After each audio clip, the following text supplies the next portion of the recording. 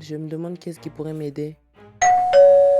Ok, super la bonne première impression, mais avant que tu partes, je pourrais te demander un petit service. Ça s'est plutôt bien passé, mais je pense que j'ai oublié quelque chose. Oh, mes clés. Même si tu ne m'apprécies pas beaucoup, j'ai oublié mes clés chez moi et mon père ne reviendra pas avant plusieurs jours. Ah, tu peux dormir sous le canapé parce que j'ai qu'une seule chambre et je vais t'apporter une couverture parce que tu n'es pas trop froid.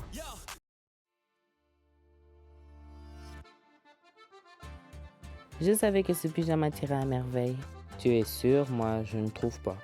Mais bon, ça ira jusqu'à ce que tes vêtements soient secs. Là, on peut dire que tu as raison. Mais bon, et si on s'asseyait et qu'on discutait un peu? D'accord. Là, comme on n'est pas un interrogatoire, est-ce que tu peux m'expliquer plus clairement pourquoi tu avais fait ça?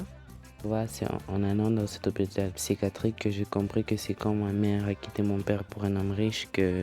Tu avais peur que je te quitte pour lui. Mais tu m'avais jamais dit que ta mère avait quitté ton père pour un homme riche. J'aurais pu te comprendre. Bon, essayez, n'exagérons pas. Ouais, c'est maintenant que je me rends compte que ce que j'ai fait par le passé, c'est très mal. Et j'aimerais tout arranger. Et je sais que m'excuser ne changera pas ce que j'ai fait par le passé. Ah, en même temps, je ne vous ai jamais présenté. Ah, mais bon, quand est-ce que tes meubles doivent arriver? Dans 1 heure, mais si tu veux vraiment t'excuser, tu dois lui dire pardon. Et même si ça ne changera pas ce que tu as fait par le passé. Comment est-ce que je pourrais faire? Je suis sûr qu'il n'aimerait pas me revoir. Bonjour, bonjour. Heureux de te revoir. Oh, tu es venu avec une avance. Je pensais que tu allais venir dans 2 jours. Mais bon, je pense que j'ai pas besoin de vous présenter parce que vous vous connaissez déjà. Comment ça?